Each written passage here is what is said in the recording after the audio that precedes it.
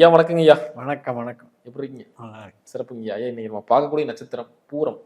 சுக்கிரனின் நட்சத்திரம் சிம்ம ராசியில் ஒளிந்திருக்கிறது. ஸோ அத பத்தி டீட்டெயிலா பார்க்கலாங்கய்யா. அதோட குணாதிசயங்கள்ல எல்லாம் ஃபுல்லாவே கம்ப்ளீட்டா பார்க்கலாங்கய்யா. அதுக்கு முன்னாடி சொல்ல வர தத்துவம் என்னங்கய்யா? பூரம் காலச்சக்கரத்துக்கு 5ஆம் இடமான சிம்ம ராசியில் இருக்கக்கூடிய முழு நட்சத்திரம். பார்வதி தேவி அவதரித்த நட்சத்திரம். அதனால் இப்போ ஆண்டாள் பூரம்னு சொல்லுவோம், ஆடிப்பூரம்லாம் கும்பிடுறோம். இதெல்லாம் வந்து இந்த பெண் தத்துவம், பெண்மை, பார்வதி அம்சம் இதுக்கெல்லாம் ஒரு பெருமை சேர்க்கக்கூடிய ஒரு நட்சத்திரம். அதில் பெண் அமைப்பில் வந்து இருக்கவங்களுக்கு ரொம்ப சிறப்பை கொடுக்கும். பெண் சார்ந்த பிறவிகளுக்கு வந்து ரொம்ப அமைப்பு கொடுக்கும். அது சுக்கிரனுடைய நட்சத்திரமாக இருக்கிறதுனால ரொம்ப எதுலேயுமே வந்து நுணுக்கமாக கலைத்திறமைகள் படைத்தவர்களாக இருப்பாங்க. மெயினாக வந்து லேடிஸில் பார்த்திங்கன்னா டைலரிங் ஆகட்டும், பியூட்டி பார்லர் ஆகட்டும், டிசைனிங், எல்லா விதமான கலைத்திறமைகளுக்கும் ஒரு பூரம் வந்து ஒரு அடிப்படையாக இருக்குது.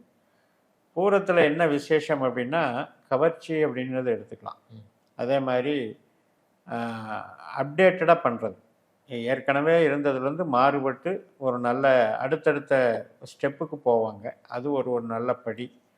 அதே மாதிரி வீடு மனை கட்டட யோகங்கள் அதில் வந்து ஒரு வளர்ச்சி இருக்கும். ரியல் எஸ்டேட்டுக்கும் சம்மந்தப்பட்ட நட்சத்திரம். அதனால் பூரத்தை பொறுத்த வரைக்கும் வசீகரத்தன்மை, கலைத்திறமை, சினிமா போன்ற கவர்ச்சி சாதனங்கள் மற்றும் அனைத்து விதமான நுணுக்கமான அறிவை பயன்படுத்தக்கூடிய நட்சத்திரம். சிறப்புங்கய்யா. ஐயா இப்போ இவங்க பூரத்தில் பிறக்கிறதுக்கான கர்மா என்னங்கய்யா? பூரத்தினுடைய கர்மா அப்படின்னு எடுத்துட்டிங்கன்னா அந்த ஒரு அதாவது கணவன் மனைவி உறவு, தாம்பத்திய உறவு, குழந்தைகள் உறவு, குடும்ப உறவு, இதுக்கெல்லாம் வந்து நம்ம வந்து ஒரு காரணமாக சுகபோக வாழ்க்கையில் விட்ட குறை தொட்ட குறை அதையெல்லாம் அனுபவிக்கத்தான் பிறக்கிறாங்க. இல்லது இப்போ ஒரு முன்னால் வந்து ஒரு வாழ்க்கையை நினச்சி நிறைவேறாமல் போயிருக்கலாம்.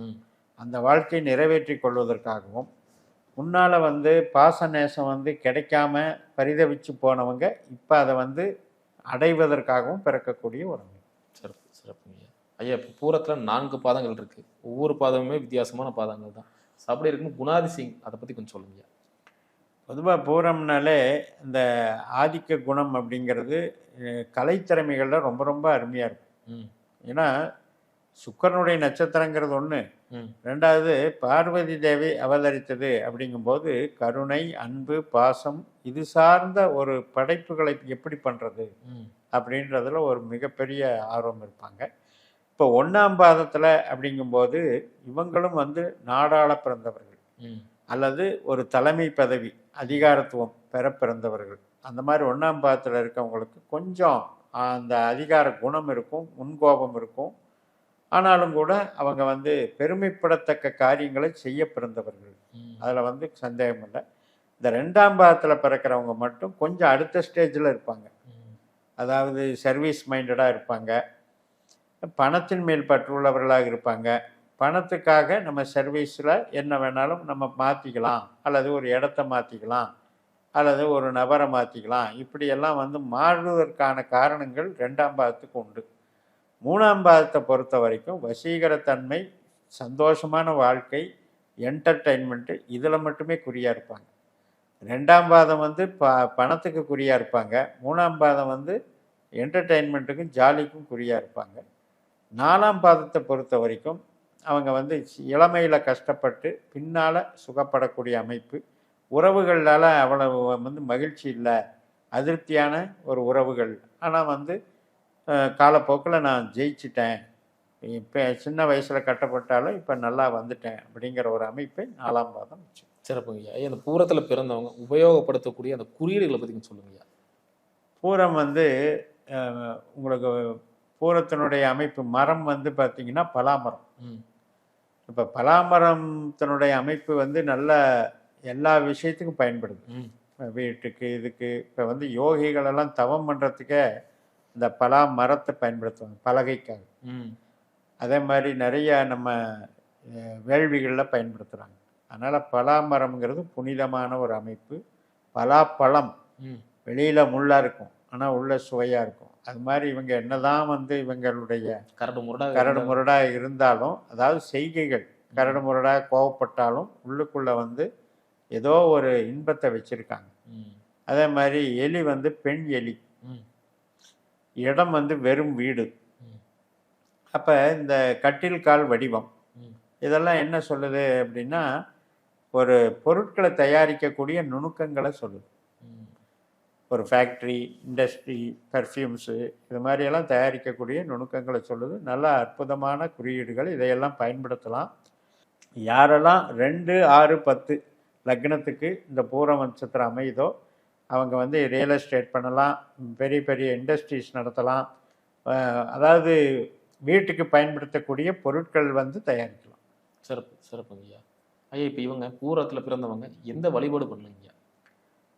மெயினாக பகன், வேதம் என்பது பகன் அப்படின்னு சொல்கிறது. பகனை வச்சு வந்தது தான் பகவதி. ம். அதனால் இப்போ கேரளாவில் பார்த்தீங்கன்னா, சோட்டானிக்கரை ஆமாம், பகவதி. பகவதி கோயிலெல்லாம் ஏன் சிறப்பு அப்படின்னா அது பரசுராமர் சேத்திரம்னு பேர். ம். சுக்கிரன் தான் பரசுராமனுக்கு உண்டான ரெப்ரசன்டேட்டிவ். ம். அதனால் அந்த பகவதி வழிபாடு இவங்க செய்கிறது மிகப்பெரிய சிறப்பு. இவங்க பேர்கள் கூட அப்படி வச்சுக்கலாம். பகன், பகவதி சார்ந்து பெண் ஒரு கடைக்கு பேர் வைக்கிறதெல்லாம் வச்சுக்கலாம். மெயினாக கேட்ரிங் லைனு நல்லா சூட் ஆகும். ம். ஏன்னா நெருப்பு ராசி. ம். அதில் வந்து ஒரு ஸ்வீட் இப்போ பேக்கரியெல்லாம் அப்படி தானே. ம். ம். பேக்கரியில் இன்றைக்கி எல்லாமே மாடர்னாக வந்துருச்சு. நிறைய பேக்கரியில் வந்து மாடர்ன் ஐட்டம்ஸ் வந்துருச்சு. அதில் அட்ராக்ஷனாக பண்ணுறது வந்துருச்சு. அதெல்லாமே வந்து இந்த சுக்கிரனுக்கு பொருந்தும். வாகனங்கள் நல்லா பொருந்தும். ம். வாகனத்தில் வீடு டெக்கரேஷன், இன்டீரியர் டெக்கரேஷன் இதெல்லாம் பொருந்தும். ஸோ இந்த குறியீடுகளெல்லாம் அவங்கவங்க பயன்படுத்தலாம். கலை ஃபீல்டில் இருக்கிறவங்க வந்து அவங்க வந்து ஆரோக்கியத்துக்காகவும் கலை திறமைக்காகவும் இதை பயன்படுத்தலாம். பணத்துக்காக பயன்படுத்துகிறவங்க அவங்க ஜாதகத்தில் 2, 6, 10 தொடர்பை வச்சு பயன்படுத்தணும். 8, 12 இருந்தால் தவிர்க்கணும். சிறப்புங்க ஐயா. ஐயாவின் அறிவுரை அது சொல்லுங்க. பூரத்தை பொறுத்த வரைக்கும் இவங்களுக்கு வந்து கவர்ச்சிக்கு முக்கியத்துவம் கொடுத்துக்கிட்டே இருக்கிறாங்க. அதுதான் ஒரு வீக் பாயிண்ட். காரணம் என்னென்னா அந்த நட்சத்திரத்தினுடைய இயல்பு ஜாலி, என்டர்டெயின்மெண்ட், இதுதான் உலகம், இதுதான் வாழ்க்கை, இதுதான் இன்பம் அப்படின்னே போயிடுது. அதனால் இந்த டீனேஜில் ஆரம்பிக்கிற பிரச்சனை அப்படியே கடைசி வரைக்கும் அந்த இதுலேயே போகுது. இன்றைய வாழ்க்கைக்கு அதை வந்து நல்லதுன்னு சொல்கிறாங்க இல்லையா? எல்லாருமே வந்து ஆமாம், சந்தோஷமாக இருங்க அப்படிங்கிறது நல்லதுன்னு சொல்கிறாங்க. ஆனால் ஒரு சந்தோஷம் நிலையானதான்ற கேள்வியை இவங்க கேட்டு பார்த்துக்கணும். ஏன்னா இப்போ நம்ம சந்தோஷமாக இருக்கத்தான் பிறந்திருக்கோம், அதை இல்லைன்னு மறுப்பதற்கு இல்லை. எவ்வளோ நாள் இந்த சந்தோஷம் நீடிக்குங்கிற கேள்வியை எழுப்பிட்டு அதை வந்து பயன்படுத்தணும். அது இல்லாமல் காலத்துக்கு பொருந்தாத சந்தோஷ வாழ்க்கையை நோக்கி போகும்போது கடைசி காலம் இவர்களுக்கு மிகப்பெரிய ஒரு ஏமாற்றத்தை உண்டாக்கிறது. இப்போ நல்லா என்ஜாய் பண்ணிவிட்டு வயசாகி போச்சு அப்படின்னா அதில் வந்து ஒரு பக்குவம் வராது. இன்னும் இல்லையே அப்படின்னு இது என்ன பண்ணும்? மறுபிறவிக்கு அடிகோடும். அப்போ இந்த மாதிரி சுழற்சி வந்து போய்கிட்டே இருக்கும். இன்ப துன்ப வாழ்க்கையை வந்து அடிக்கடி சந்திக்கக்கூடிய நபர்களாக இருக்கிறதுனால முடிஞ்ச அளவு கண்ட்ரோல் பண்ணிக்கணும். கொஞ்சம் ஆசைகளை கட்டுப்படுத்திக்கணும். ஆசைகளை களவும் கற்றுமரன்னு முன்னோர்கள் சொன்னாங்க. அதை படிச்சுட்டு அதை விட்டுறணும். அதுதான் அறிவுரை. சிறப்புங்கய்யா. ரொம்ப ரொம்ப நன்றிங்கய்யா. அற்புதமாக சொன்னீங்க. மீண்டும் அடுத்த காணொலியில் அடுத்தடுத்த நட்சத்திரம் பற்றி பார்க்கலாங்க.